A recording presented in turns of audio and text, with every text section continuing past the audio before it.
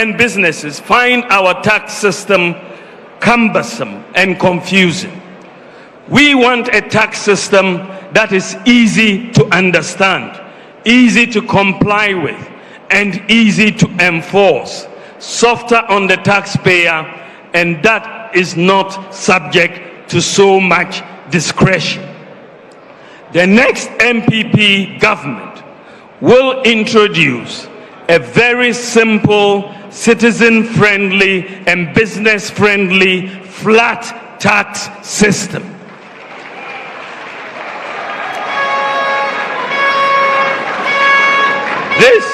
This will be the first change in our tax system since independence.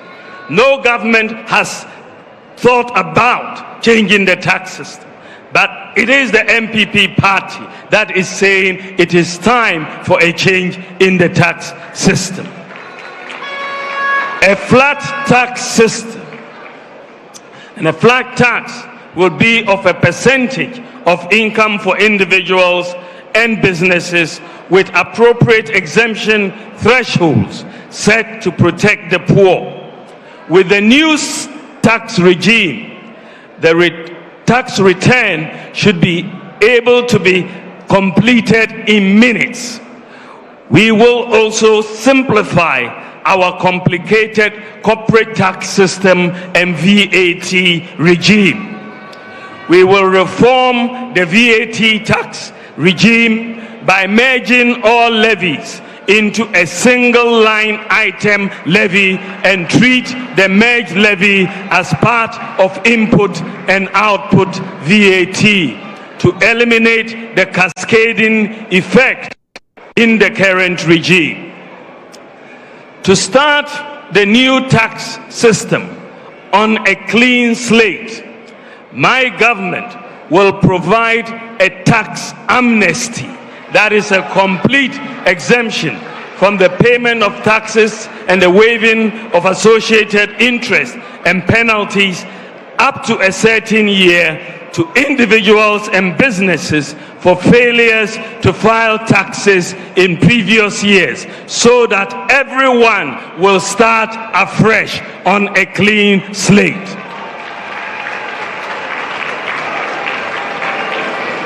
In return, my government will expect the beneficiaries of this most significant gesture and such savings to be directly used in creating jobs. Our ultimate goal, ladies and gentlemen, is to move Ghana to a lower tax regime with broader coverage to stimulate greater economic activity and generate more revenue to the state.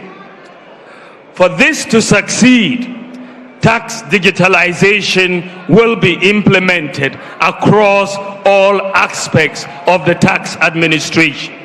Everyone will be required to file tax, a very simple tax return, electronically through their mobile phone or a computer. There will be no manual or paper filing of taxes anymore. Faceless assessments will provide transparency and accountability. There will be no need under this new tax regime. There will be no need for GRA to send officers to sit in shops, to close shops. E-invoicing, as being implemented by GRA, will also be extended. I now come to support for business. Ladies and gentlemen, my government will be for business because, true to our philosophy, I believe the business of government is to empower business to deliver for society. We will therefore support the growth of businesses by the following policies. We will incentivize Ghanaian startups in selected strategic sectors with investment tax credits for the first 3 years of their operations. A flat rate system of duties for all importers will be implemented, bringing predictability and stability on prices of imported goods. We will harmonize port charges to align the charges with the charges in competing regional ports, particularly Togo. Duties in our ports will not be higher than the duties in Lomé, Togo.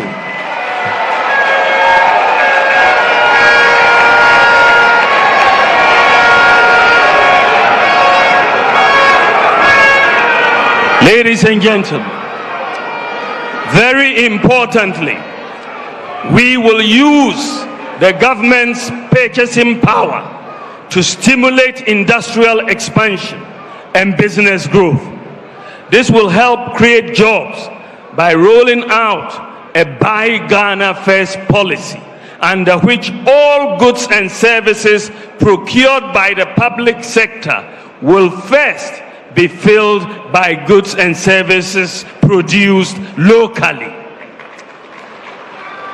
And we will back this by legislation. We will implement a shift in electricity tariffs to the electricity tariff structure to a regime in which commercial rates are either equal to or lower than residential rates, never higher, to power our industries and businesses. Ladies and gentlemen, we are also going to establish an SME bank to meet the special financing needs of small-scale medium enterprises, which will employ over 80% of Ghanaians.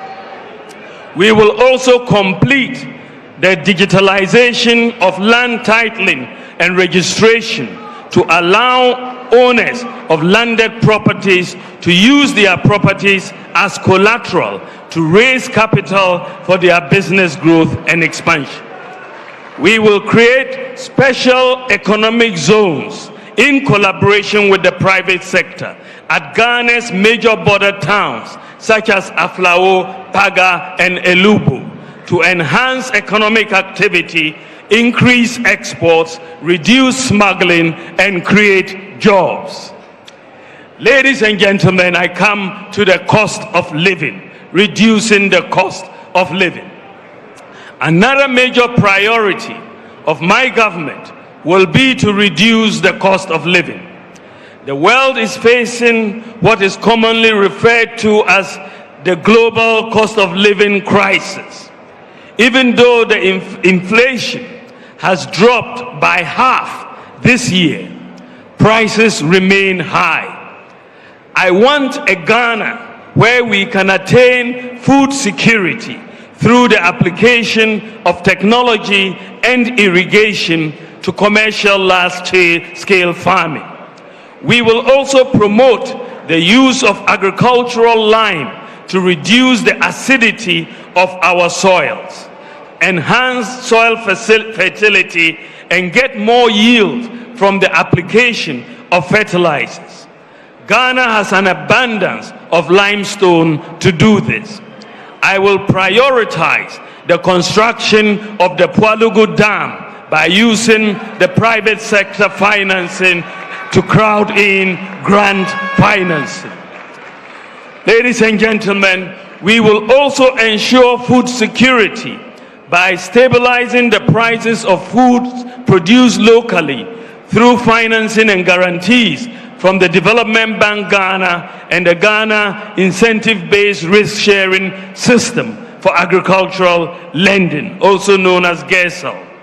This will mainly involve upscaling the production of staple foods, investing in the preservation of staple foods, meat, poultry, and fish products, and establishing agricultural enclaves which will have irrigation, processing, and storage facilities in each region for crops or grains in which the regions have a comparative advantage.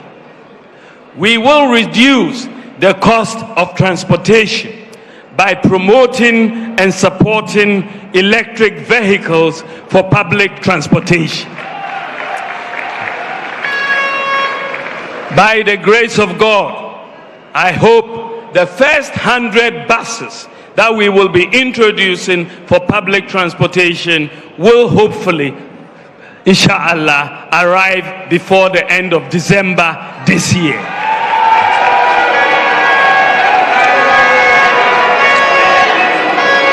We are also going to expand the Gold for Oil program to continue stabilizing the price of fuel. Stabilizing the price of spare parts through the flat rate duties for all importers policy, which will bring predictability and stability on prices of imported goods. Ladies and gentlemen, we are also going to make your driver's license valid for 10 years and extend the renewal period to 5 years. Under a housing for all policy, I will also have a major focus on the provision of public housing in the same manner that Singapore did.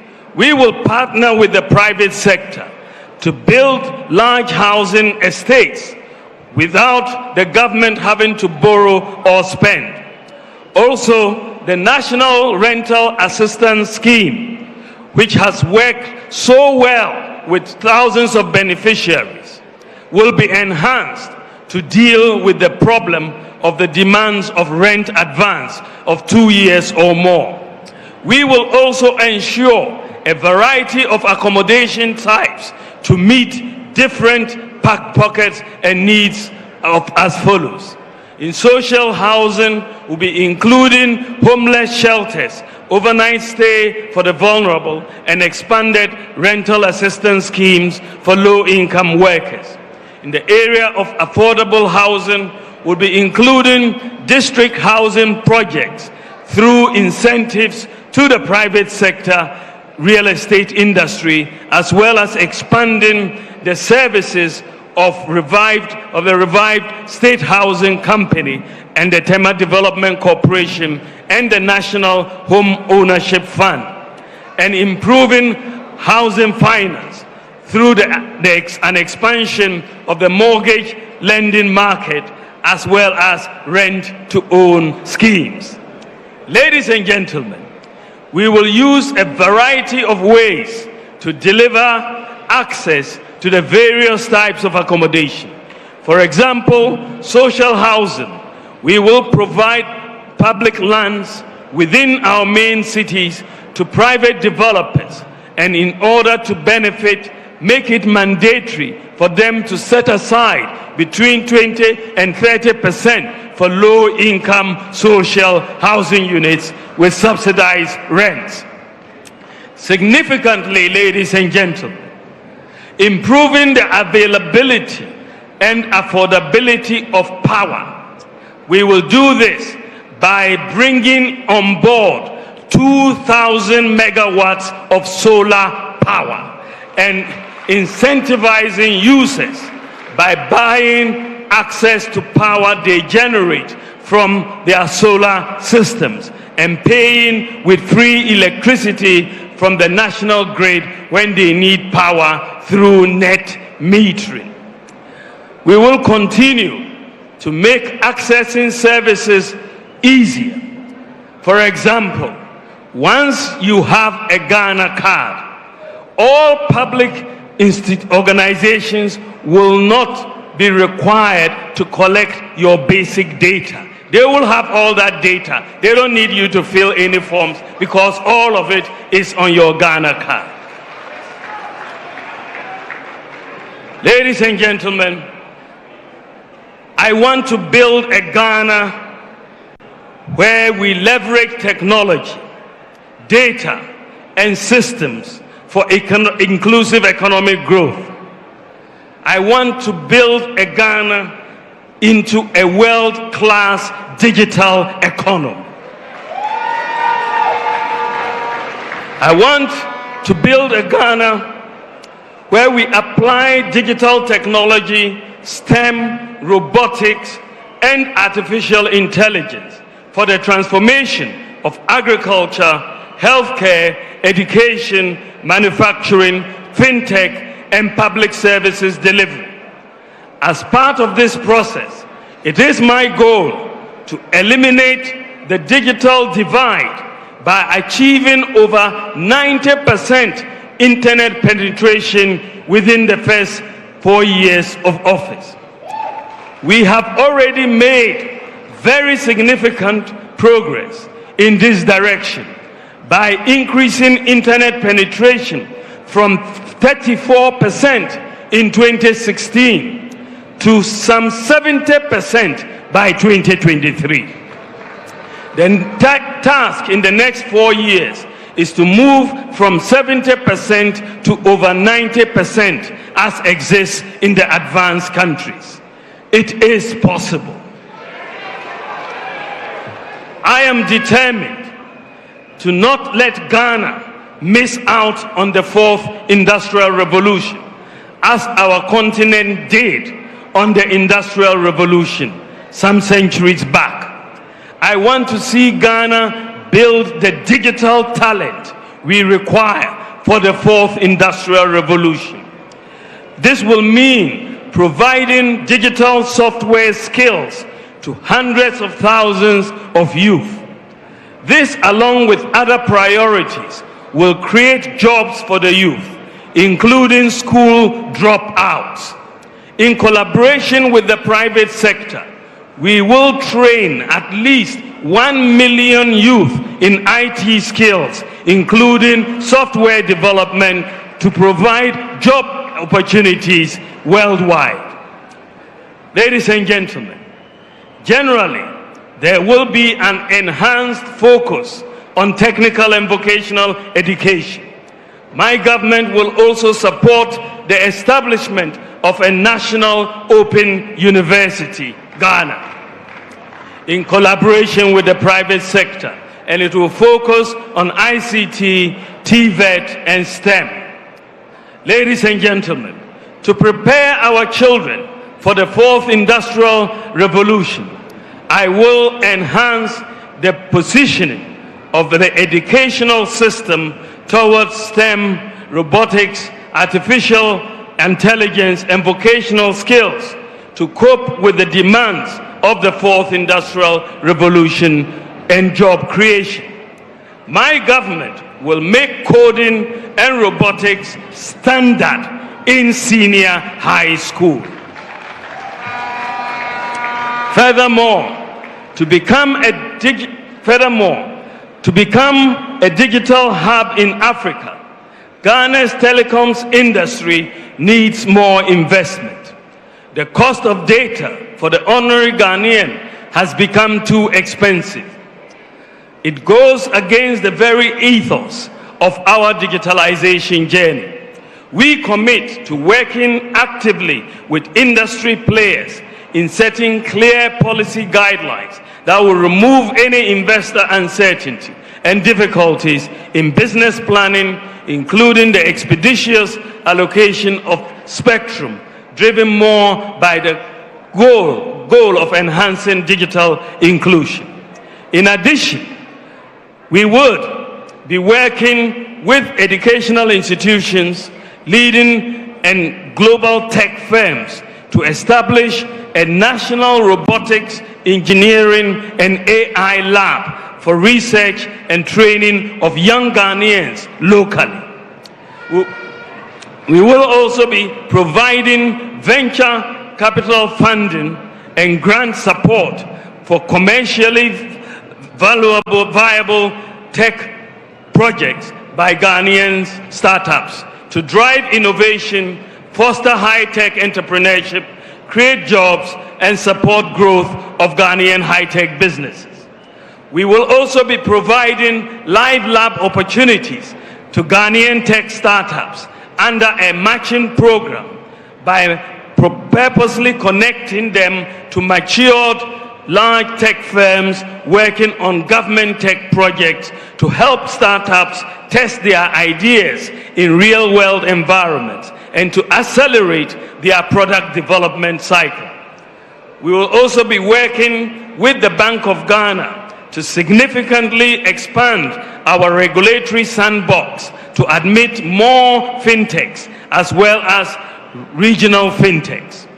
This will position Ghana as a multi-regulatory, multi-jurisdictional sandbox for financial payments interoperability. We will also be establishing a fintech fund with a seed capital of $100 million. That is about 1.5 billion Ghana cedis to attract additional private sector funding and to support Ghanaian startups developing payments and financial services solutions, especially focused on region-wide explorable solutions. Ladies and gentlemen, we will also be implementing a digital residency, that is e-residency, for businesses and individuals in tech firms to register and operate within Ghana. We are also going to be implementing a 5-year digital nomad visa and work permit to attract global tech talents to domicile and work from Ghana, appointing also, ladies and gentlemen, a digital ambassador whose role will be to develop new external markets for Ghanaian digital talents and products and facilitate the export of our digital services. Ladies and gentlemen, we'll also be implementing comprehensive data interoperability across government platforms to enhance transparency and streamline services. We will be pushing further Ghana's leadership, led by my boss, Ghana's leadership role in achieving cross-border mobile money interoperability among other payment systems within the AfCFTA to enhance buying and selling within Africa's 1.4 billion consumer market. Ladies and gentlemen, we will also be creating a marketplace to streamline public sector procurement. As a result of the increase in fiscal space from the tax and expenditure measures we are going to undertake, we will be in a position to enhance the digital economy by abolishing the e-levy as well as taxes on mobile phones. We are also going to ensure in this digital economy that we are building that the Ghana card will not be required, that for any person who holds a Ghana card, you will not be required to fill a form to get a passport. You will just be required to pay your fee because all the information is on the Ghana card. Ladies and gentlemen, working with industry players, we intend to make Ghana a world-class digital economy and a digital hub of Africa. I now come to our natural resources. Ladies and gentlemen, as president, the next NPP government will usher Ghana into a golden age for the maximization of the benefits of our natural resources like gold, lithium, bauxite, and so on. The key to doing this is value addition and Ghanaian ownership. As we have started with lithium, we need a new paradigm in the natural resource contracts that sees more of the benefit accruing to Ghana. Some of the key policies that we will implement to maximize our benefits from our natural resources include formalizing and regularizing and regulating environmentally sustainable small-scale mining. Our goal would be to help grow the small-scale mining companies into large-scale mining companies with the capacity to building and assisting them to access financing to acquire equipment. In line with this, we will license all miners doing responsible mining. District mining committees, including our chiefs, will provide initial temporary licenses to the miners. Every Ghanaian in small-scale mining will register under the Ghana Small-Scale Miners Association with their Ghana card. We will, in collaboration with the large mining companies, convert abandoned shafts into community mining schemes. We will also open new community mining schemes, and district mining communities would be responsible for reclamation and replanting. We will also set up state-of-the-art common user gold processing units in mining districts in collaboration with the private sector. We will also conduct an audit of all concessions with various licenses and new applications. This will allow government to know licenses that have expired and non-compliance with the existing license conditions are in non-compliance. My government will establish, in collaboration with the private sector, a minerals development bank to support the mining industry. My government will also reduce the minerals export tax to 1% to discourage smuggling and encourage more production. We will establish, through the private sector, a London Bullion Market Association certified gold refinery in Ghana within the next 4 years. Following the establishment of this refinery, all the responsibly mined gold in Ghana produced by the small-scale sector will be sold either to the central bank, PMMC, or MIF. We will make available proven reserves data from the Geological Survey Authority to small-scale miners to help deal with the associated problem of trial and error digging for gold, which destroys our environment. Once the data is available, the small-scale miners will know exactly where the gold is, and so they don't have to do trial and error. They'll go directly to where the gold is, and the environment will not be destroyed. We will also adequately resource the Geological Survey Authority to undertake the mapping exercise. We will also scale up the use of mercury-free gold catcher machine technology, which is less damaging to our environment.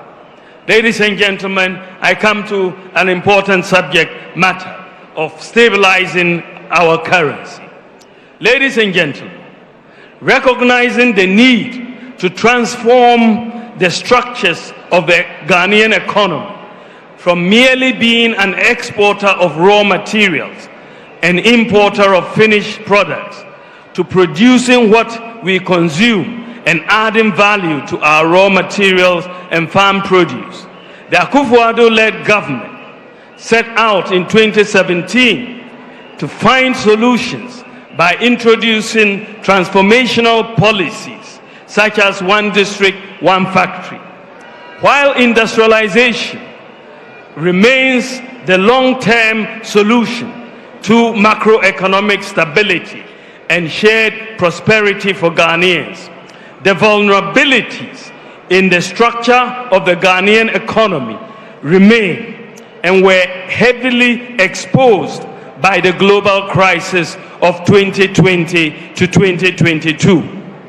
The crisis hit us really hard, but you may wonder why, unlike previous times when the city faced severe pressure, this time around we have never experienced queues at our fuel stations. or doom so, as we did in 2015. Let me tell you a short story about that. I approached my boss when we had this crisis, as I saw our foreign exchange reserves continually dwindling. I approached my boss and suggested a novel way as a solution to the shortage of foreign exchange. I proposed that we leverage on gold to produce directly in exchange for the essential goods we import. He gave me the go-ahead to pilot the one critical import, petroleum products, the shortage of which would have completely derailed our economy. And that is what resulted in gold for oil. I am happy to say that the two policies that have helped rescue the economy from catastrophe in the recent crisis were the Bank of Ghana's domestic gold purchase program, which I proposed, and the gold for oil program. The pilot, these two policies, the pilot has worked for a number of companies and has worked for the countries. Some companies which wanted to repatriate dividends and couldn't do so because of foreign exchange constraints have suddenly been able to do so because of the gold purchase program. We have thus found a solution in the midst of this crisis, and bringing together the pilot of this gold for oil and gold purchase programs. We have thus, through this crisis, we have suddenly found a solution to the profit repatriation problem that many businesses had without destabilizing our local currency. This also brings major comfort to foreign investors operating in our countries. I believe from the success of the pilot scheme, we can confidently say that we have found a solution to the age-old foreign exchange problem that successive governments have struggled to contain, and which invariably led to inflation and other macroeconomic challenges. My government will completely institutionalize what I will call the Gold for Forex program, even as we intensify efforts to transform the structure of the Ghanaian economy. Simply put, the domestic gold purchase program is a policy which allows the Bank of Ghana to boost our foreign exchange reserves by buying locally produced gold with cedis. Gold purchases from this program alone amounted to $5 billion in the last couple of years. With Ghana's unexplored gold reserves estimated at 5 billion ounces, with a market value of 10 trillion US dollars, my government will ramp up the gold purchase program to cover all major forex demands. We will cover all major forex demands with the gold purchase program. Put simply, if, for example, a company wants dollars, we will take their cedis and we will buy gold and we will give them their foreign currency. The gold purchase program will therefore provide the anchor that our local currency has always lacked. Ladies and gentlemen, going forward, I want to build, with your support, I want to build a credit system for Ghana. In the advanced economies, workers are able to easily access credit to purchase items such as televisions, cars, mobile phones, and houses. They are able to do so because the credit system over there works, and it is supported by individualized credit scoring by the credit rating agencies. In the advanced countries, people are able to obtain mobile phones for free under a contract arrangement with the telephone companies. But people with the impossibility mindsets don't understand that these things are possible.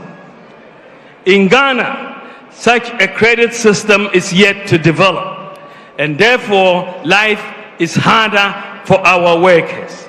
It is our goal to make it easier and cheaper to access credit by leveraging our data and our systems, such as the Ghana card, the Ghana Post GPS, mobile money interoperability, Momo accounts, DVLA, GRA data, bank accounts, and so on, to build an efficient credit system and a mortgage market in Ghana underpinned by an individualized credit scoring system and the digitalization of land titling and transfer. We look forward to starting individualized credit scoring in Ghana this year, in 2024. And this will make it easier for Ghanaians to access credit at lower interest rates. My promise to you is that soon you in Ghana will no longer have to save before you are buying what you need. You can buy it on credit and pay small, small, small, like they do in the advanced countries. In the area of public infrastructure, we will, to reiterate, partner the private sector to finance, build, and rent or lease to own to government public infrastructure, including schools, housing, water, and roads, as well as equipment. We will revive and resource, including modern equipment and state-of-the-art workshops, the Public Works Department, PWD, to be the primary government agency responsible for maintenance of public infrastructure across the country. We will fully implement and expand the District Road Improvement Program, under which the local governments have been supplied with equipment to help maintain roads in their districts. This District Road Improvement Project was the brainchild of the NPP government and not anybody else. We have brought it, and nobody should try to claim credit for it.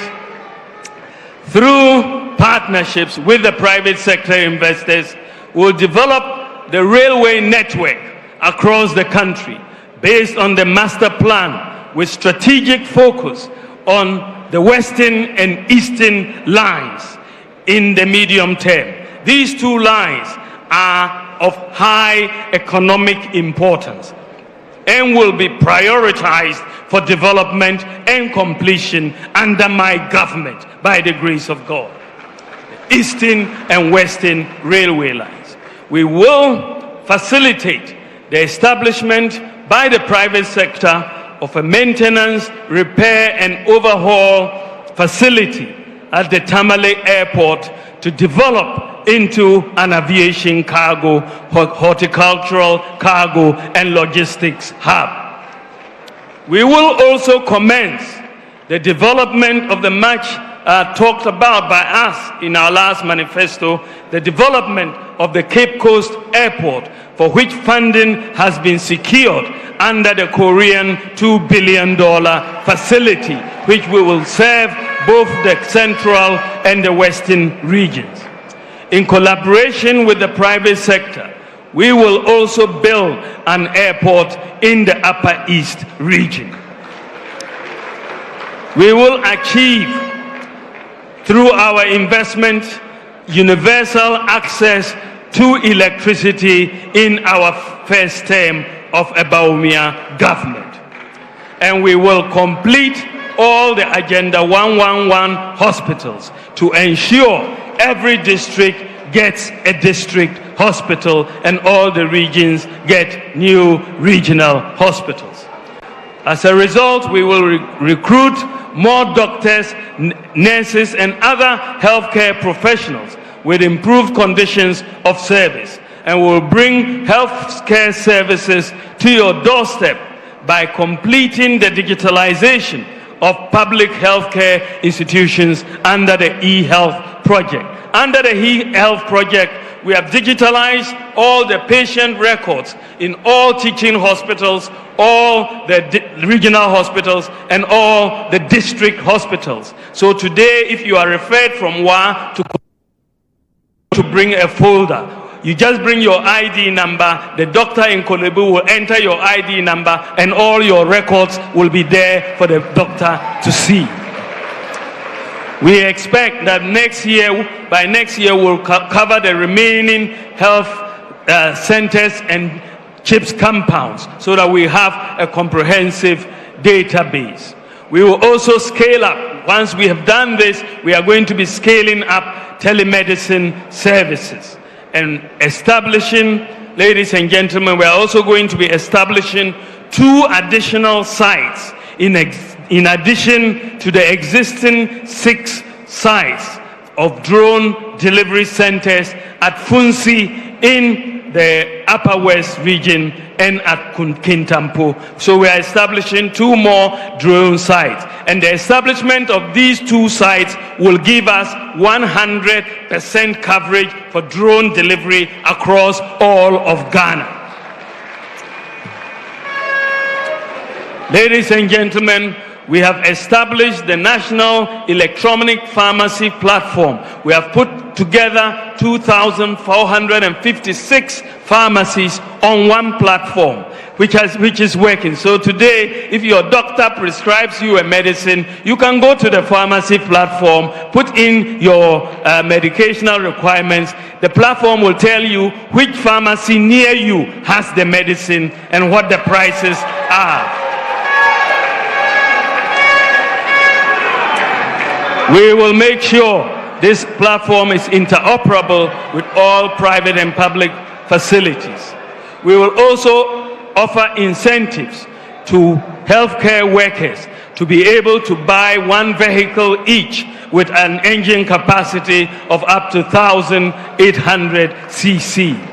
And we will also ensure compliance with the existing deprived area incentive package for health workers. Ladies and gentlemen, in the area of affirmative action for women and girls, we will implement in full the Affirmative Action Act we recently passed. We will establish a Women's Trade Empowerment Fund, WOTEF, to support women-owned businesses. We will ensure gender parity in the award of government scholarships, and we will further improve the maternal health care program.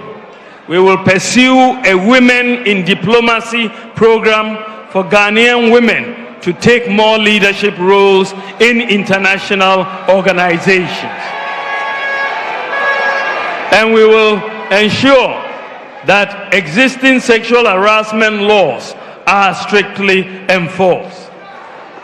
We'll also be enabling mothers to seamlessly enter the workforce by prioritizing, in partnership with the private sector, the establishment of daycare centers near workplaces, including marketplaces.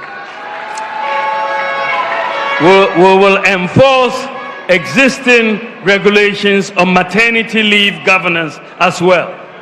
In the area of education, ladies and gentlemen, my government will increase the stock of student accommodation in our universities and other public tertiary institutions to address the housing deficit on our campuses and make them affordable. We will introduce a free tertiary scholarship for persons with disability to remove the financial barriers to pursuing their educational goals. On scholarships, we will integrate the scholarship databases across all the public sector institutions managing such schemes to ensure full visibility and transparency. We will expand eligibility for the student loan scheme to include all post-secondary students, including certificate and diploma programs. We will prioritize and direct a significant proportion of national scholarship schemes towards training and skills development in STEM as well as other needed skills in Ghana. We will implement in full the centralized application processing service, CAPS, for tertiary institutions. Under this, you will apply once and pay once. As I already said, we will establish a national open university. And for those who, after completion of their tertiary education, have secured jobs, they would be exempted from national service. They can go and start work immediately. We will protect and enhance free SHS and free TVET, which is truly transforming lives and changing life outcomes for millions of people. Since we started the free SHS and free TVET, enrollment has increased by 83%.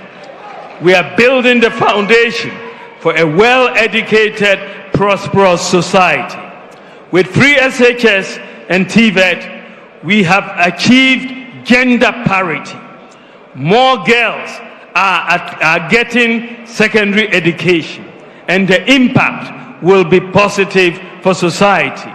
We, as a result, will recruit more teachers at all levels with improved conditions of service. We will also continue to develop additional infrastructure for our educational institutions to meet the increased numbers. We will offer incentives also for teachers to buy one vehicle each with an engine capacity of up to 1,800 cc. Ladies and gentlemen, I come to good governance. In the area of good governance, we will, and I reiterate, we will reinstate the process of getting MMDCs elected through a universal adult suffrage to deepen decentralization and effective local governance. We will delink the creation of districts from constituencies to bring an end to the automatic increase in the size of parliament. We will institute an electoral area share of the common fund for assembly members to facilitate development at the electoral area levels. And we will engage Parliament and other stakeholders, including political parties, to review the 1992 Constitution to achieve effective national development. We'll provide value-based leadership predicated on values such as selflessness, excellence, ethics, justice, integrity, transparency, diligence, and accountability. In pursuit of values-based leadership and responsible citizenship, we'll formalize the relationship between the state, chiefs, faith-based organizations, and civil society organizations, and redefine and elevate their place and role in the national governance structure. We will formally designate faith-based organizations as development partners who are entitled to similar incentives. We will review Section 63 of the Chieftaincy Act to empower chiefs to strengthen local governance. And we will pay living allowances to paramount chiefs, divisional chiefs, and queen mothers. To encourage the registration of all lands, and to avoid land disputes, all stool lands will be registered without an initial fee payment. Payment will only be made of the registration fee when the land is sold, and then we will get our fee. But initially, all chiefs can go ahead and register stool lands without paying a fee. Ladies and gentlemen, my government will also protect Ghanaian cultural and family values. Dealing with corruption is my next area of focus. Ladies and gentlemen, all governments have struggled with the canker of corruption in our society. People have been killed for corruption, and people have been jailed for corruption, but yet it persists. My view is that corruption operates in darkness, and we need to deal with it through openness and transparency, and through digital. Our approach so far has been to deal with corruption after it occurs. My approach to deal with corruption before it occurs. Digitalization is the vehicle. The Ghana card has enabled us basically to eliminate ghost workers from the Controller and Accountant General, also from the SNIT payroll and the National Service payroll. Using the Ghana card and the elimination of ghost workers in SNIT and the National Service Scheme, we have saved 800 million Ghana cedis in just these two institutions. One of the most potent weapons against corruption is transparency. Many corrupt activities are cash-based. Apart from the obvious benefits of moving in the direction of a cashless society, the literature does indicate that more electronic payments are used in transactions as opposed to cash. The more that is done, the more there is traceability, and therefore the less corruption. I would like to bring Ghana close to a cashless economy in the shortest possible time. So far, the Bank of Ghana has made a lot of progress in this direction by putting in place a lot of payment systems and infrastructure. These include mobile money interoperability, merchant interoperability, the universal QR code payment system, the GHLink debit card, eSwitch, Ghana Pay. We have put in place the necessary infrastructure to go cashless as a country. Recently, the Bank of Ghana has completed a pilot of the digital version of the Ghana cedi in Sefwiwi also. This is known as a central bank digital currency, or the e-cedi. The e-cedi is designed to work online and offline and will be launched by the Bank of Ghana in due course. The e-cedi will be the ultimate weapon in our fight against corruption because it will provide transparency, reduce the risk of fraud, robbery, tax avoidance, and money laundering, since it will be easy to track the movement of money and identify suspicious activity. The e-cedi will quicken the pace of Ghana's move towards a cashless or a near cashless society. We will also, ladies and gentlemen, implement blockchain technology and smart contracts for secure data exchange and transparent government services. Employing a distributed ledger technology improves transparency and efficiency. This will make all government transactions permanently traceable and not subject to alteration. I want Ghana to be the first country in Africa and one of the few in the whole world to become an all-government blockchain government. Ladies and gentlemen, in the area of care for the elderly, we will pass the An-Aging Act for the care and protection of the elderly. We will promote geriatric care training programs to address the growing need for elder care. We'll implement policies on the establishment of home care, nursing homes, and rehabilitation services, including assisted living and old age community living. We will create elder-specific social assistance schemes to cover those not currently covered by existing programs such as LEAP. In the area of the environment, ladies and gentlemen, we will enhance the protection of our forests and biodiversity hotspots. We will restore our forests through a reforestation program by targeting 30,000 hectares of degraded areas for reforestation and plantation development annually, establishing 1,000 hectares of bamboo and rattan plantations annually for watershed protection and plantation development. We are also going to be providing tree seedlings and plantation suckers in a minimum of 1,000 communities to enhance national reforestation and plantation development programs. We will protect and preserve our water resources by vigorously protecting both surface and underground sources, by ensuring that the provisions of the water use regulations are adhered to.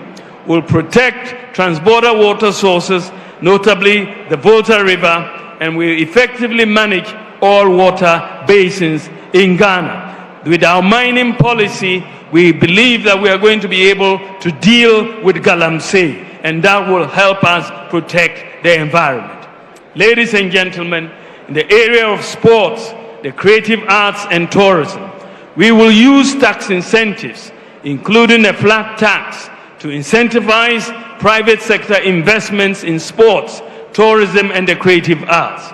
We'll implement an e-visa policy for all international visitors to Ghana to make visa acquisition fast and convenient for visitors.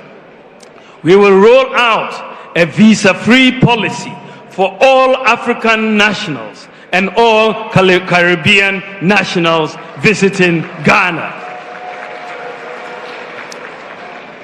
We will also establish a travel protocol in partnership. We will also, in partnership with the private sector, establish a streaming and digital management platform for Ghanaian content developers in the creative arts. We'll also establish a travel protocol service for the creative community to enable artists, performers, and other creatives honor international performances and shows. We will establish a sports development fund to develop sports infrastructure and talent development and grassroots sports programs, including the revival of Colts football and leagues across the country. Ladies and gentlemen, we will establish a Ghana School Sports Secretariat, which will be an agency under the ministry responsible for sports, in collaboration with other stakeholders such as the GES and sports federations.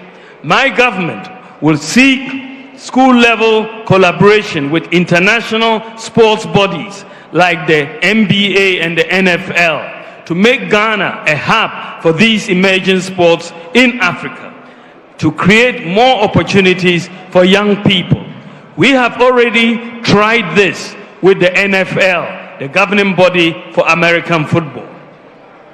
We will, ladies and gentlemen, also upgrade the surfaces of our football pitches to meet the highest international standards. And so we will be seeing an upgrading of the stadia in Kumasi, Accra, Cape Coast, Tamale, and Esipong to make sure that they meet the highest international standards. My government will also implement an effective maintenance module for our sports facilities.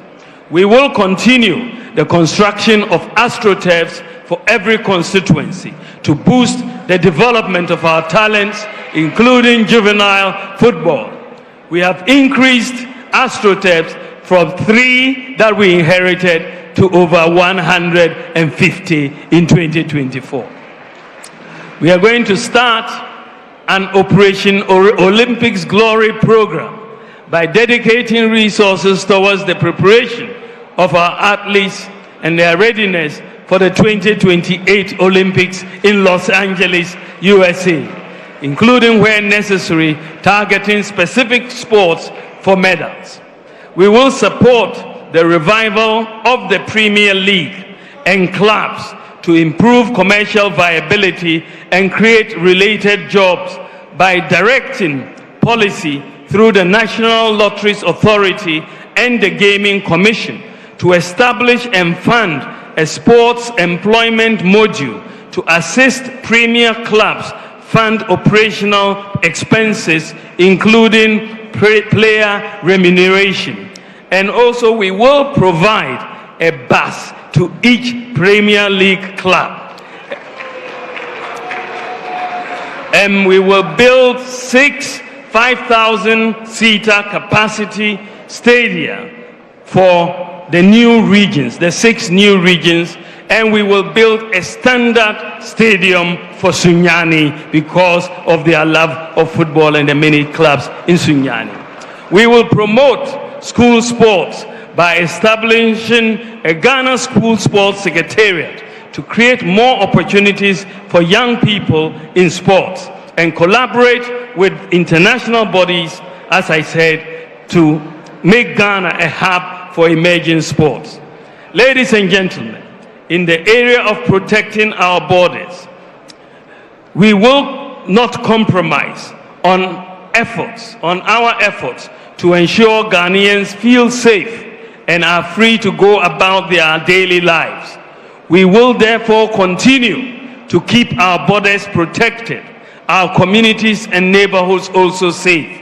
We will complete the 15 forward operating bases at our border frontiers of Ghana. This will allow the military to swiftly respond to any external hostilities and threats posed by terrorists in the sub-region.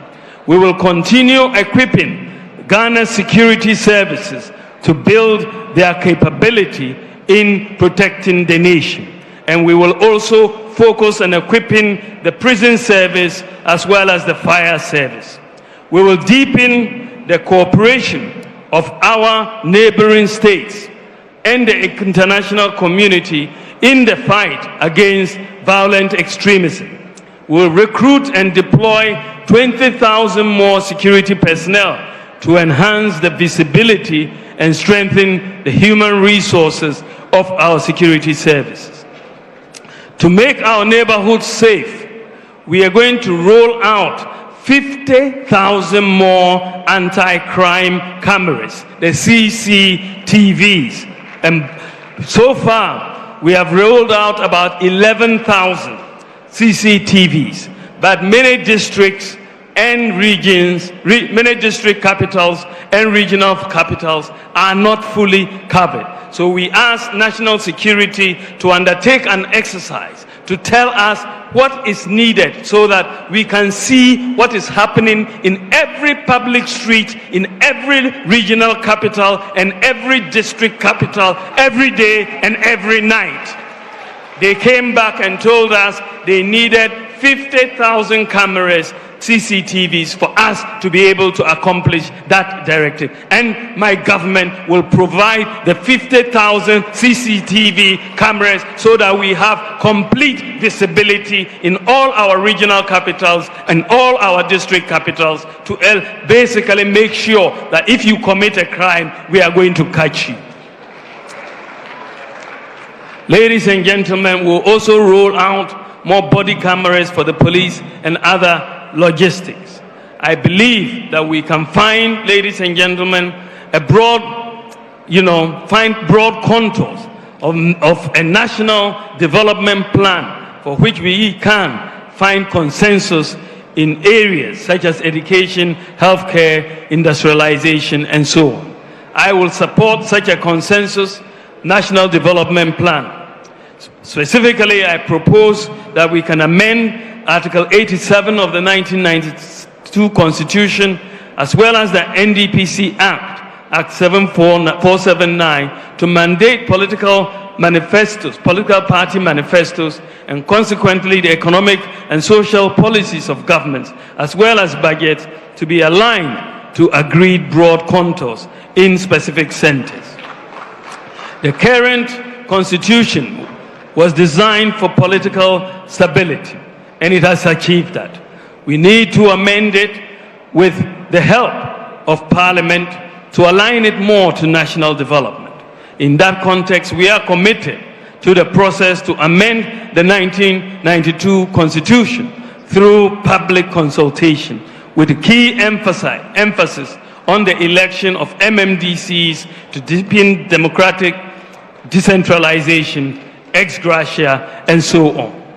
Ladies and gentlemen, I want to build a nation that cares for and invests in the vulnerable, like persons with disabilities, the aged, the street kids, the lepers, cerebral palsy patients, and so on.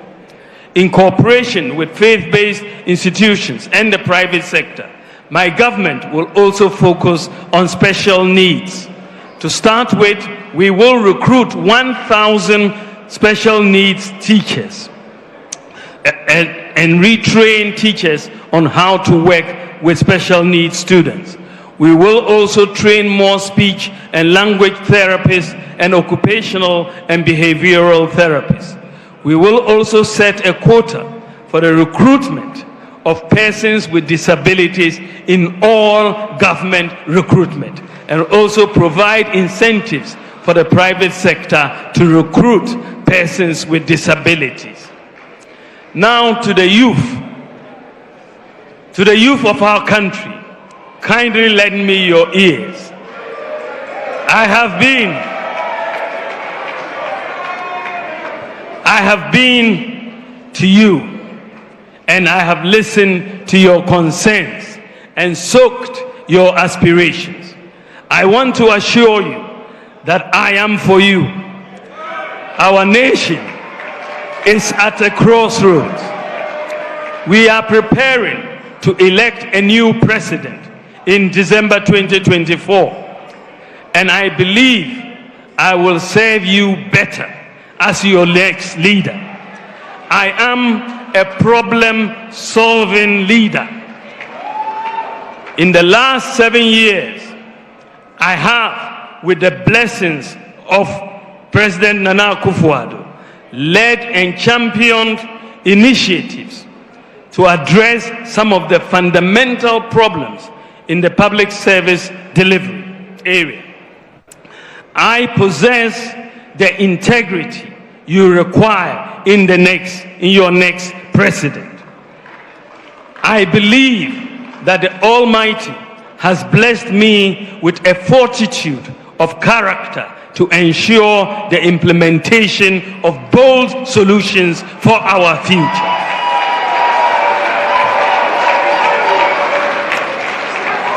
My track record of public service and in international development is public knowledge.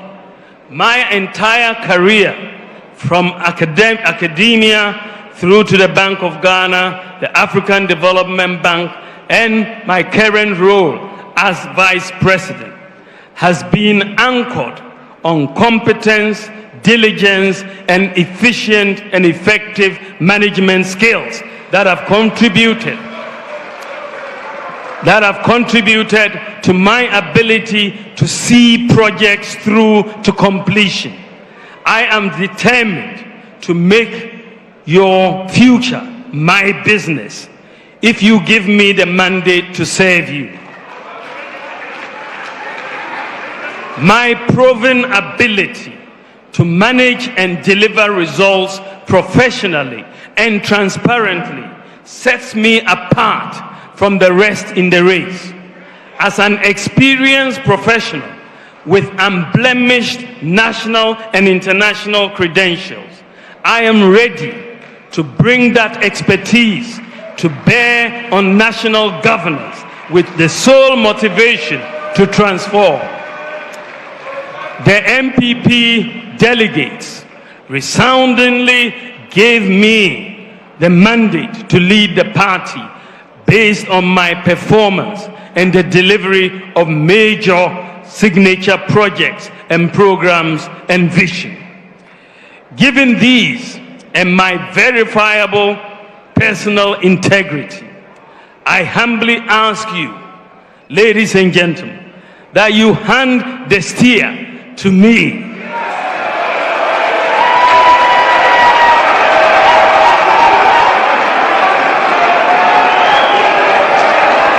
That you hand the steer to me to usher in a new government, a new management style that will give us additional results, a paradigm shift in how we manage our resources, and let the benefits of nationhood reach out to every member of society. With all humility, I declare that I am a visionary leader who can generate new ideas to confront problems. I have the exciting ideas for the 21st century nation.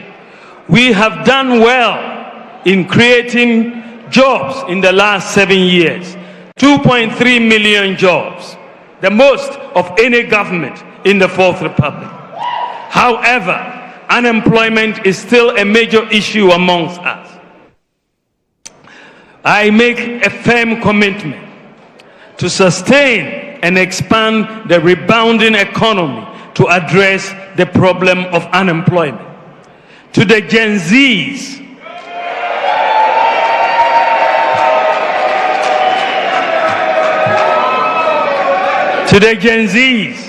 I am well plugged into the new world you belong, and I know the keys to press to unlock your potentials within.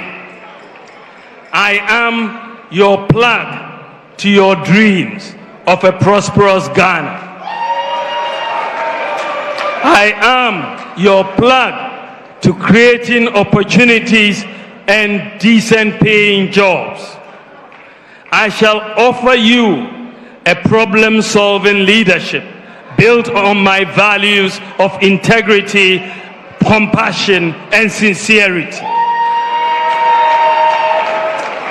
To this end, I have presented for your consideration our manifesto for 2024.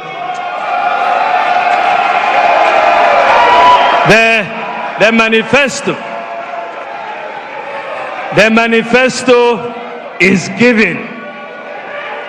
It is giving hope. It is giving ideas. It is giving jobs. It offers the opportunity to create a new generation of entrepreneurs through my business support initiatives. It strives to make Ghana a fully digitalized nation in which you are able to access public services with ease. It incentivizes the private sector to expand and deliver good jobs. Ladies and gentlemen, I believe that as Vice President, the policies I have championed or initiated have impacted or will impact the lives of virtually every Ghanaian. I have, with the full blessings and support of my boss, promised and delivered on many groundbreaking policies that are happening for the first time in our history. These include championing the Ghana Card, Agenda 111, e-pharmacy, Ghana.gov, one constituency, one ambulance, Zongo Development Fund, paperless ports, motor insurance, database, renewal of NHIS on your mobile phone, Ghana card number as your TIN number, SNID number, NHIS number, zip line, delivery for drones, gold for oil, gold purchase program, and so on, and so on, and so on.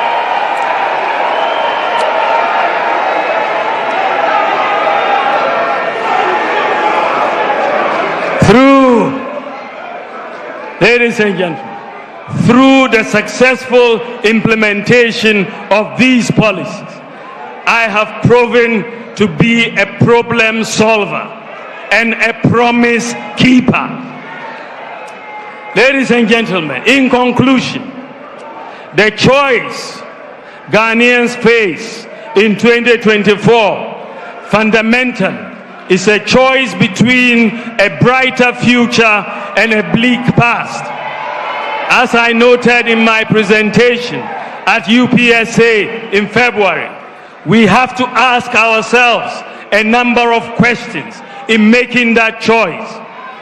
If you want someone you can trust to come up with innovative and impactful ideas to transform Ghana, then it is Dr. Bawumia.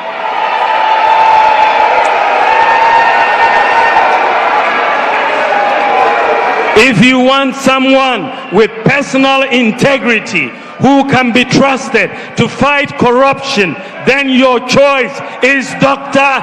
Bawumia.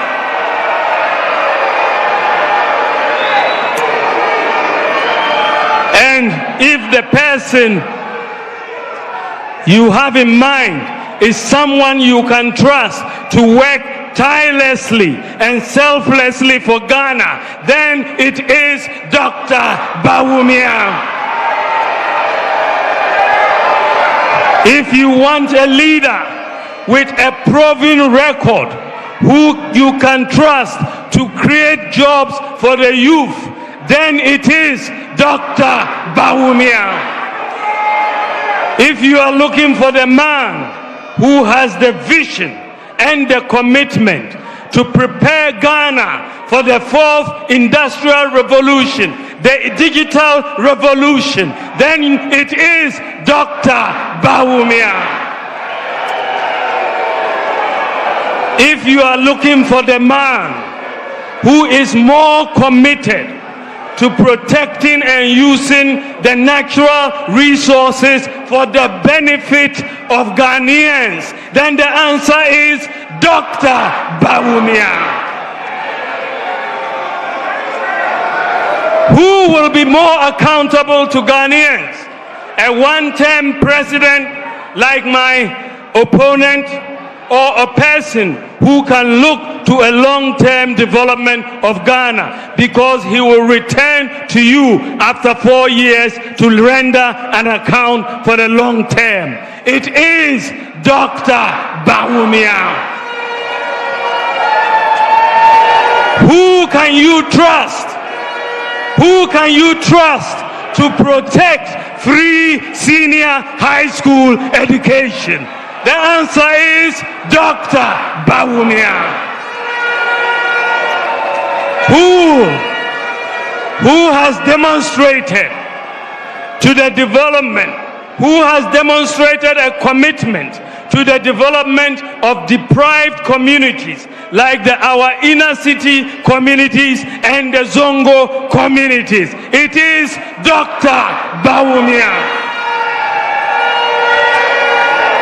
Who can you trust?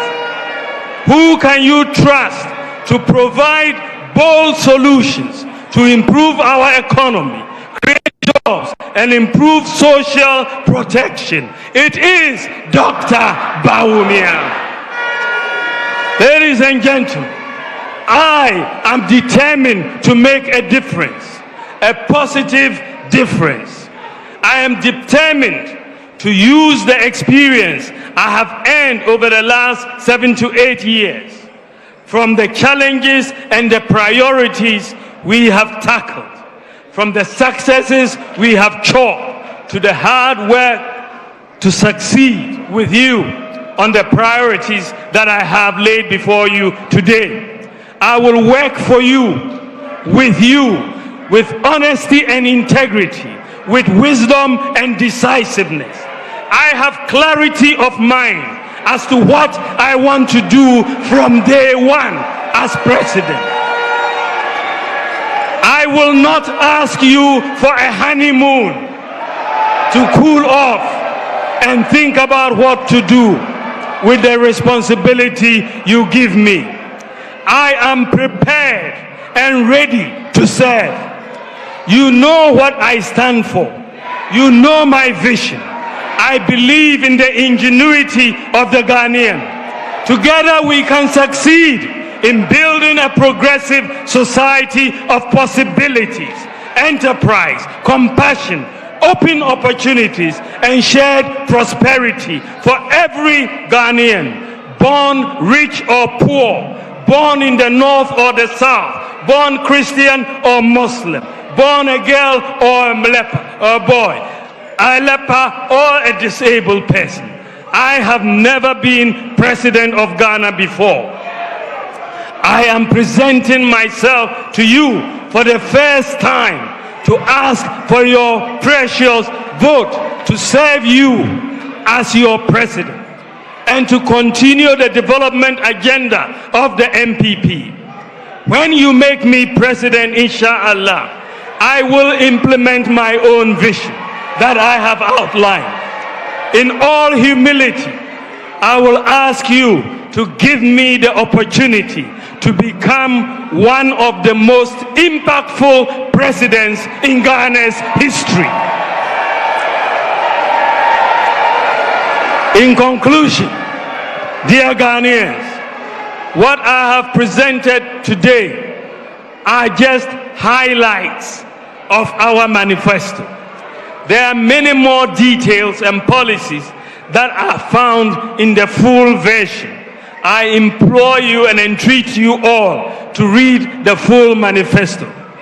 This manifesto we are launching today is a manifesto of hope, a manifesto anchored on bold solutions to usher in the golden age of good governance and accountability, and a manifesto of possibilities focusing on quantum leaps in jobs and prosperity. Our positive mindset is built on a strong track record of innovations and achievements. Unlike our friends who regard every life-changing policy proposal as impossible, we in the NPP see possibilities. We innovate, deliver, and prosper. I mean to deliver for you and your family, for your future, for your business. Indeed, Bawumia means business. I thank you for your support, your prayers, and with God's guidance, we can win together. It is possible. Thank you for your attention. God bless you, and God bless our homeland as we launch our manifesto. We launch our manifesto. We launch our manifesto to the glory of God.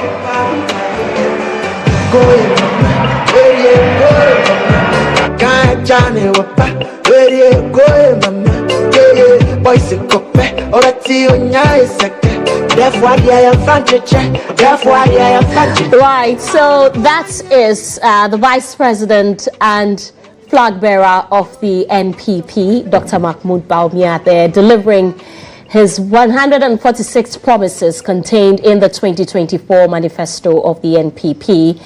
He's just finished. It's been a very long day listening to all of those promises, and of course before then we had various speakers speaking to sector-specific issues on what this party has been able to achieve since they came to power in 2017. And very shortly we'll be getting into the details and the highlights of what Dr. Bawumia said. But most of them, really, you've already heard. If you just tuned in, this is our coverage of the NPP's Manifesto Launch. I am Sewami here. We are live on GHOne television and we are live on Star 103.5 FM. I'm doing this with Ibrahim Al-Hassan and Edem Kojo. And you see live pictures from GSTS in Takoradi in the Western region, where the flag bearer of the NPP just launched their manifesto, exchanging pleasantries with the ministers and members of his campaign team and members of the government there. And they all seem very happy, with what he just did. I'm looking at Kennedy Japan there. He has a very maintained composure. I'm not seeing him jubilate, but, well, he's there. And for many people, that's the most important thing, right? That shows that there's some form of unity going into the 2024 elections. So on your screens is Dr. Bawumia joining his wife there, whom we are told is a very hard and solid campaigner and has been campaigning solidly behind her husband. So, yeah, you've just listened to 146 promises by the NPP. And basically, what Dr. Bawumia is saying is that give him the steer, because as it stands, he's only a driver's mate. And so many promises, some of which really is almost the same as what John Dramani Mahama of the NDC is promising. For instance, that of the size of government, the abolishment of certain taxes. And many will ask, why not abolish some of the taxes now? Because you're in power. Why not get rid of it now?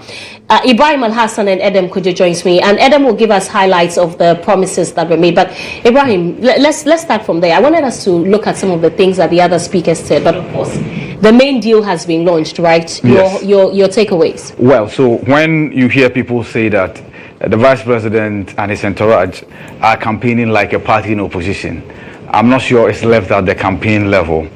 They are also promising like a party in opposition. Right. So this is the first time I could count 146 promises from a governing party seeking for another term, so to speak. Right. But that tells you that you have to do the unconventional to be able to break the 8. Since 1993, it's been 8-year cyclical kind of changing baton, NDC, MPP, NDC, NPP. And Ghanaians have internalized that fact. So to be able to get Ghanaians to move from that internalization, you need to do the extraordinary. So I'm not surprised at all that we haven't these number of promises.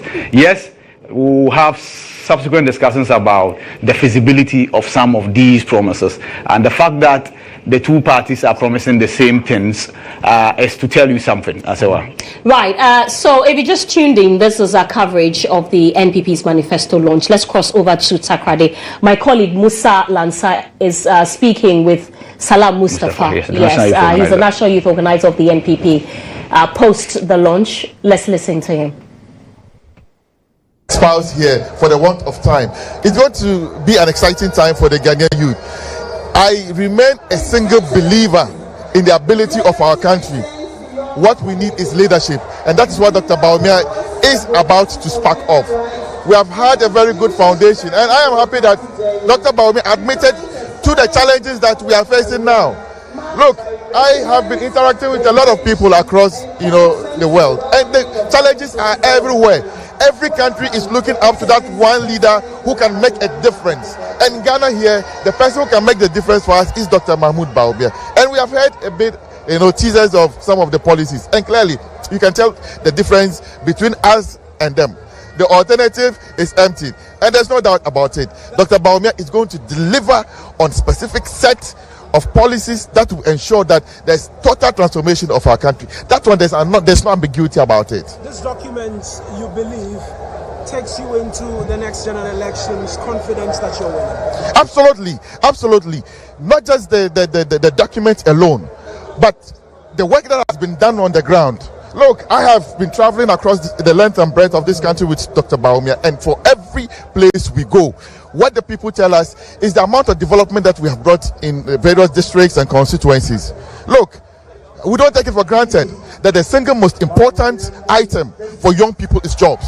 And this country, we have to do everything singly possible to ensure that we deliver on job creation for the youth. And that's exactly what the next government led by Dr. Mahmoud Bawumia is going to focus on. I've said this time without number. He's a youth-focused person.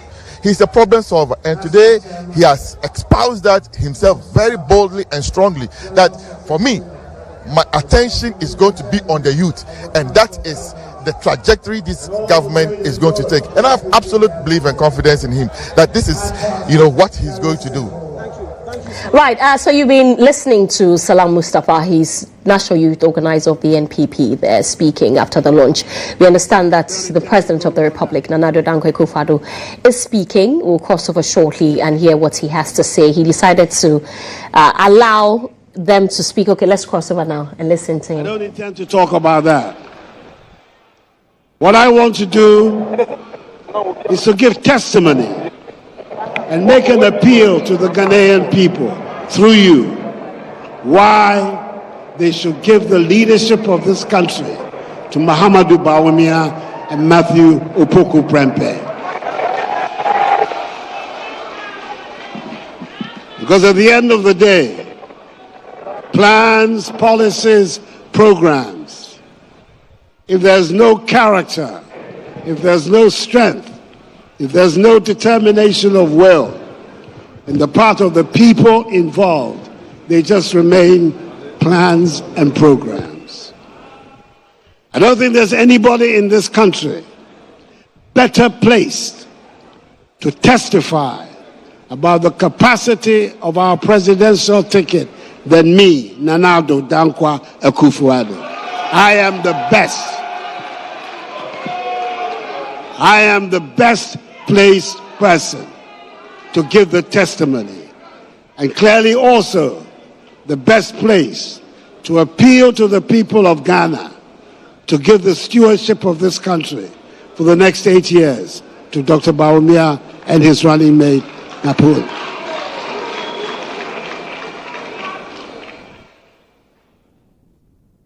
"16 years ago, that Mahamudu Bawumia and I first met and decided to join our lives together. I can say that there's not one day that I've regretted joining my life to his and his to me. In opposition as well as in government, he has been a model of loyalty, of honesty, of dedication, and of patriotism. This is a man who lives and breathes Ghana.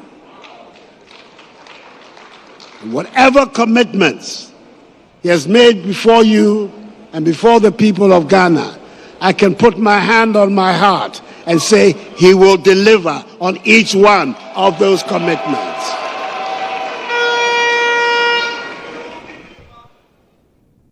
People have had problems with their vice presidents in the Fourth Republic. We won't go over that. I, Nana Addo, I've never had any problem with my vice president.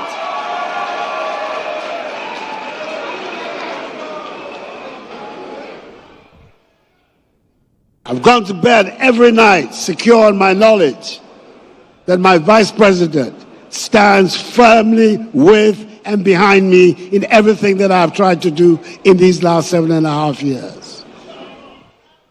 He has been the picture, the model of loyalty itself. And all I can say to his vice is that even if he has half of the loyalty that Mahamudu Bawumia has shown to me, he is going to be an excellent vice president.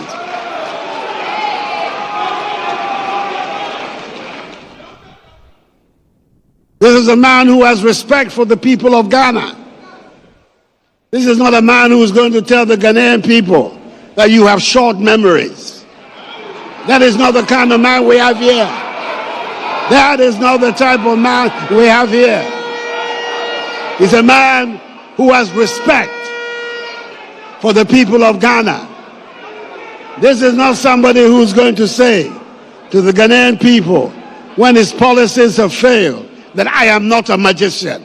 That is not the language of Mahamudu Bawumia. That is not the sort of person that he is. We have here a man who is respectful and who will work night and day to make sure that our country continues on the upward trajectory.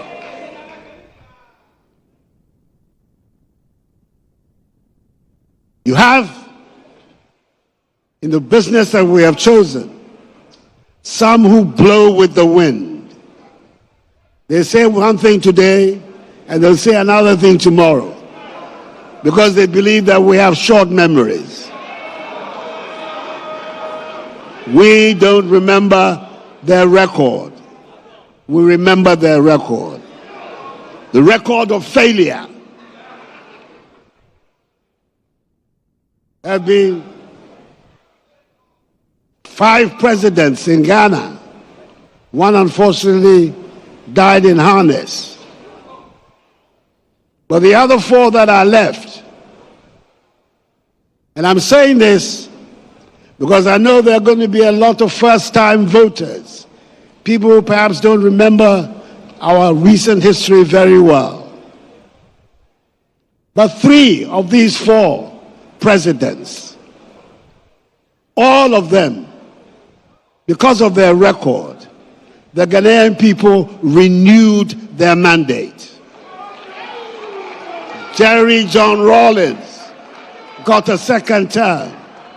John Ajekum Kufuor got a second term. Nana Addo Dankwa Akufo-Addo got a second term.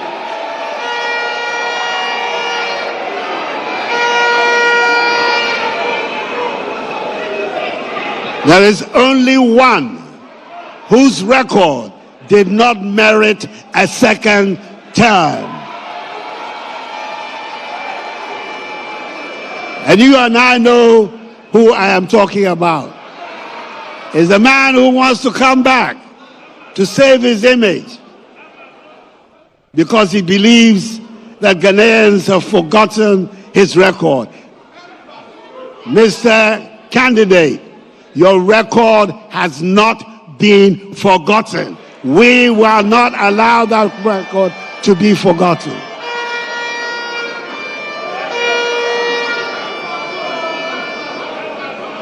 So, I don't have any hesitation in saying to you and saying to the people of Ghana that the leadership that Muhammadu Bawumia is going to provide for us is exactly the leadership we need to take us to the next step of our development.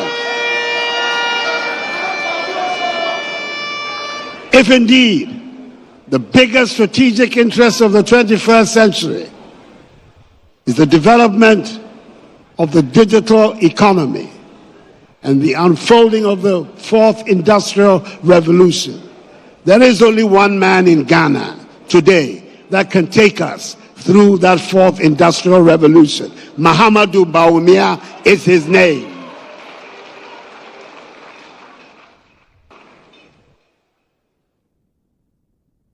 He's going to be ably supported by a young man. Are you still a young man? By a young man who has always impressed me. In 2012, he was the director of my election campaign.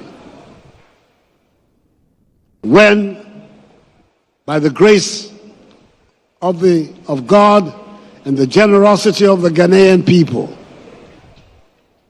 I was honored and privileged with the office of President of the Republic. The most important flagship program of my government at its outset was the implementation of the free senior high school policy. I had no doubt in my mind that he was the one person who could implement that policy to success. And that is why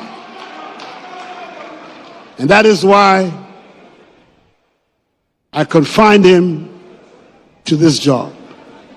And everybody in Ghana can testify to the success with which he implemented the free senior high school policy.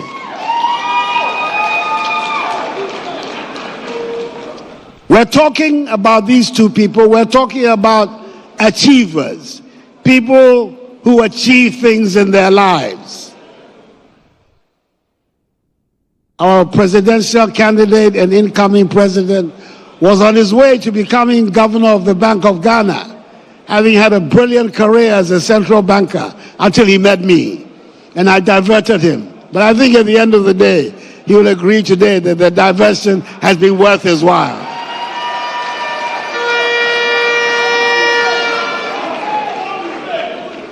Matthew Poku Prempeh is an achiever. Apart from implementing the free senior high school policy, he has been for the last 3.5 years our energy minister. Not only has he kept the lights on, but he has helped us through some very difficult programs of restructuring our energy debt and putting our energy sector on a much sounder footing than we came to meet it in 2017. These are the two people who are asking for the mandate of the Ghanaian people. I have no hesitation, as the outgoing president is saying that they will be worthy successors to the office of president and vice president. So I want all of you here, the leadership of our party, from top to bottom, from the polling station to the national leadership, from all members of the campaign committees, from the electoral area through the constituency, through the regions to the national level, to make an extra effort to go out and sell this golden ticket to every nook and cranny of our country, to make sure that when the results are declared, hopefully on the 8th of December, we will hear the sweet news. The 6th president of the 4th Republic, Mahamudu Bawumia, has won a clear victory.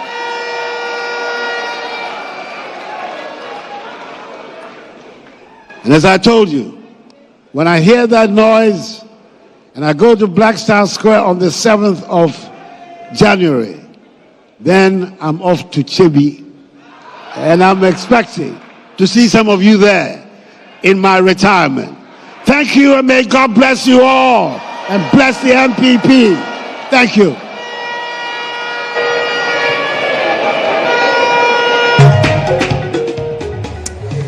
That's the President of the Republic, Nana Addo Dankwa Akufo-Addo, there, basically endorsing his Vice President as the flag bearer of the party now, asking all of you to vote for him.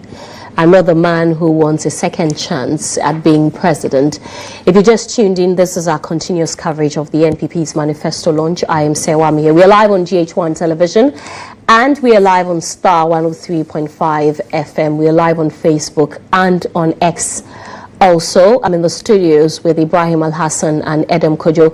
On the grounds, we have Musa Lansa, who'll be getting us exclusive interviews with the guests who attended the program. We've heard a number of speakers talk on sector-specific issues, giving us what the NPP has done so far. We have heard the 146 promises by Dr. Bawumia, and we just heard that of the heard the president speak. My colleagues think that the president shouldn't have spoken today, but well, he spoke because it's a party event, right? And outside you find very normal of NPP supporters jubilating, some of whom I can assure you they didn't hear what's contained in the manifesto. But yeah, you need to stay tuned to GH1 television because we'll be breaking down the 146 promises to you. We'll start tonight and we'll continue through till tomorrow, even the day after, get into the details of this promise. On GH Today tomorrow, we will get into it on Midday News, on News Tonight, and of course, State of Affairs. We have a couple of guests that will be engaging before I come into the studio. Edem Kojo will be giving us highlights of the promises, but Alfred Apia is a data scientist and joins me via Zoom. Alfred, thank you so much for your time. I'm sure that you've been monitoring it. 146 promises. What are your thoughts? Alfred, kindly unmute yourself. Okay.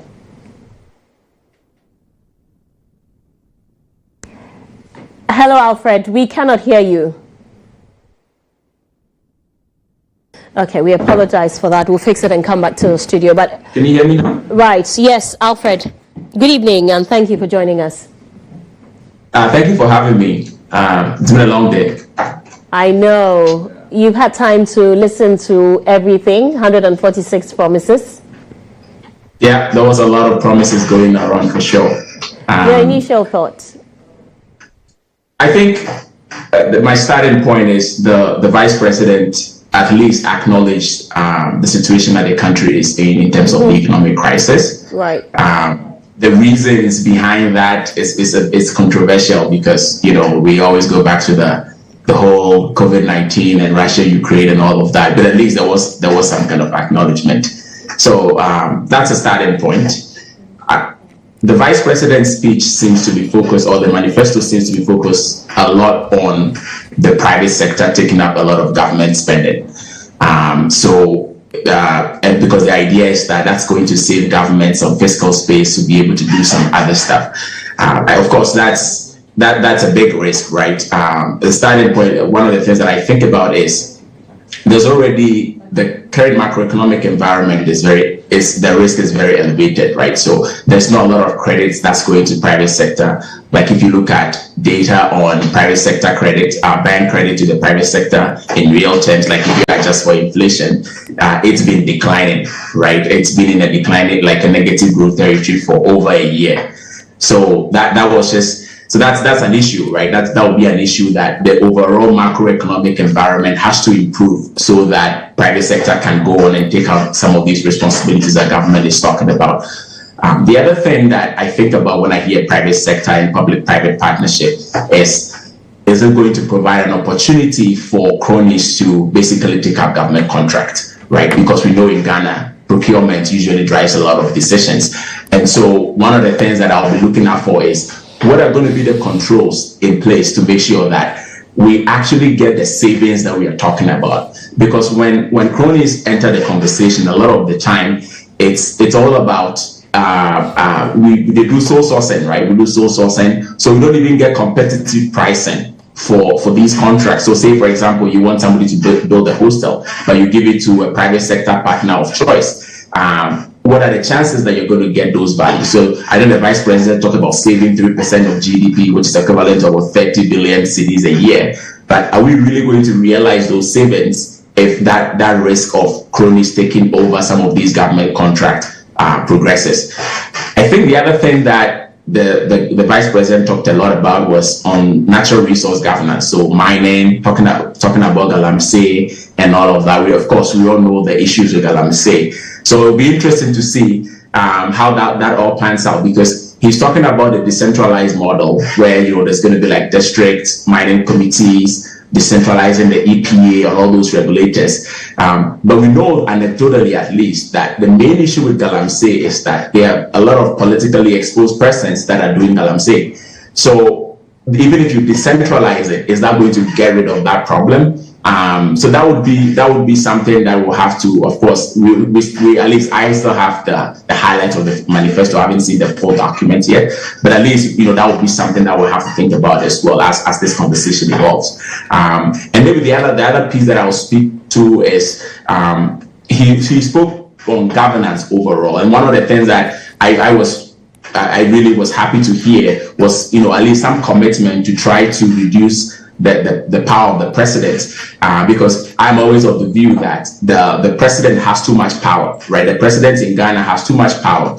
Like the president can appoint that you have a state-owned enterprise that's supposed to be a limited liability company, but it's the president that appoints the CEO of the company. So basically, the CEO will be doing the bidding of the president. So there's no accountability anywhere.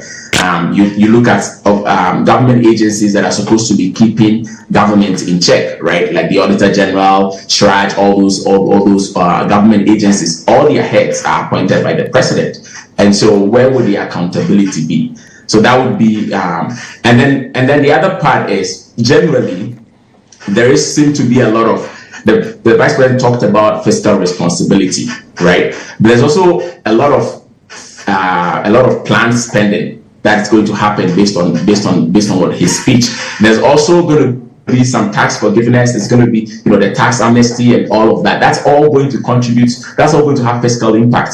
So what I would like to see is, how does this all come together? Like what I'm hoping to see at least is that in the main document, there will be some kind of mini budget that would show that, okay, we're going to lose this revenue, but we're going to gain this, to show that how is this all going to come together? And finally, most importantly, I thought one thing that was missing from the speech was we know that whoever is going to win the next election is going to have to service debts from 2026 onwards, at least on the external side. So what is the plan? What is going to be whoever wins the election? What is going to be their plan to prepare the country so that come 2026 we'll be in a position where we can service our debt? So I think those will be my initial reactions. And if there are specific areas that you'd like to ask questions, I'll be happy to talk through them. All right. Thank you, Alfred. Hold on. I may come back to you, but I know definitely that tomorrow we'll get into the details of the manifesto. For now, we all probably just have to, soak it in and put down the questions. But I appreciate your time. Thank you for staying with us from afternoon when we're supposed to engage you. I'm grateful. And I've been engaging Alfred, on X or Twitter. It's the first time talking to him on TV. Alfred, thank you very much. In the studio here, however, we have a lot of work to do.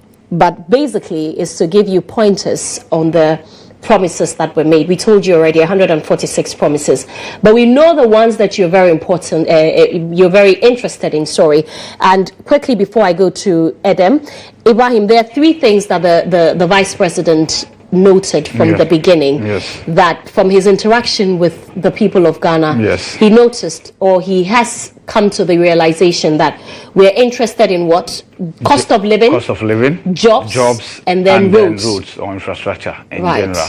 And I think the vice president has not missed the mark in this regard at all, especially when it comes to cost of living. The cost of living, maybe it might be a strange words put together by the vice president to many, but in essence, it's just talking about your living condition. And then the economic crisis that the country finds itself in, that has affected the government at the national level, and then the individual at the very basic level, right? And then you talk about the fact that Ghanaians need jobs. And he mentions that government has created over 2.3 million jobs. Nonetheless, there are still a teeming number of young people who have graduated from schools who are home idling with no job whatsoever. And that is those who are not employed. And then there are many who are equally underemployed, right? And so it is a national security threat. And recently I heard the national security minister talk to this, that the unemployment situation in the country is a recipe for disaster. Right. And the sooner something is done about it, the better. So it's not surprising at all. And okay, but speaking of unemployment, I want to quickly go to Eden because, I mean, yes, the vice president acknowledges that unemployment is a big problem. In fact, the top three. And it's good that he acknowledges it. But in all of, because you have the manifesto, did he appear, or does the manifesto appear to have a plan, a well laid out plan on how to tackle unemployment? Because government after government, we keep hearing that unemployment rate is very high, but we never see the real, because what we had that 21 million jobs have been created. Obviously, that was a slip. The vice president and the NPP has been saying that 2.1 million jobs have been created. And then what do you have there? Okay, so this is basically the highlight. So it just gives you pointers. As Alfred was rightly saying, we'll need to see the full manifesto and have an explanation or laid down process of what exactly is going to happen. But when you go to the highlight, when it comes to jobs, the NPP says it will train 1 million youths in digital skills. It will create jobs through private sector. And an interesting thing I'm seeing here is that the introduction of the SME bank. So if you have been very familiar with the campaign so far, then this says they are going to introduce the women's bank to ensure that women, startups and businesses can grow. Well, the NPP says in here that they are going to introduce the SME bank. And even the vice president was saying you can actually use your property for collateral. So that is one thing that we are seeing there. We're also seeing a lot of recruitment. In fact, there's a part in here that says he's going to employ lawyers for legal aid, at least 2 in each district. If you do the calculation, that would mean that some over 500 lawyers would come in there. So these are some of the things. But as rightly said, there are really no specifics when it comes to what exactly the plan is, except blanket statement will create A, B, and C. But yeah, so what does it on the jobs? Basically? Yeah, on the jobs, Adam, you might want to add the 20,000 that is captured as being employed for the security services. It talks about 20,000 police personnel being employed in addition to the CCTV cameras that will be deployed nationwide to enhance security. Okay. Yeah. Back to you, Adam. What are the other highlights? Very quickly, let's run through them. Okay, so I'll jump to the highlights. A lot of the abolition of taxes, he has already said that. But then there are some very interesting highlights when you move to the part of say sports. Stay on the taxes. Both of you, why can't the vice president, you're students of politics, why can't he abolish, for instance, the e-levy tax now, the COVID levy tax? Why can't it be abolished now? No, let me hold on. Let me put a record that no candidate has said anywhere to abolish the COVID tax. Right, no, so, okay. So but then there's the one of the e-levy, so right? the e-levy and then the betting tax. That is what has become very controversial. No one has been able to take no, I think, okay, maybe you might be talking about the former president, Mahama himself directly, but I've heard NDC people indicate that they're going to cancel it, yes. It's useless, it's needless, and that it has to go. Right. So if you take that, then you can be rest assured that it's part of the promises relative to scrapping of tax lines. But then, let me answer you directly. I sat here on Friday and asked the same question. I have my answer now. The answer is that we are under an IMF program. I want you to hold on for me. Let me cross over to GSTC, Musa Lansa, who has been there. Musa, well done, by the way. You've been there the whole day, well, just like us. What do you have for us? Well, so everything is now over, and the launch of the manifesto is done. What is happening now is party members dancing to music that is being played, and some of the bigwigs are going to be having a dinner very shortly right after that. But I have some of the party members. Earlier we engaged them on what they thought about their expectations about the manifesto. They were very hopeful. Now we're going to speak to them live to find out what really they make of the over 70 solutions, or the bold solutions Dr. Bawumia mentioned, as he puts it, for his 2024 election campaign. So he's from the New Joabin South constituency in the Eastern region. We spoke to him. His name is Indomie, interestingly, sir. Good evening, sir. Good evening, senior. We spoke earlier this morning. What do you think about the bold solutions manifesto, as he puts it? Are you satisfied? Are your expectations met now? I'm overjoyed. You know, today has been a happy moment in my life as a young patriot and a young politician, looking at sitting down about 70 minutes watching Dr. Mahmoud Bawumia elaborate on his policies. I wouldn't wish more.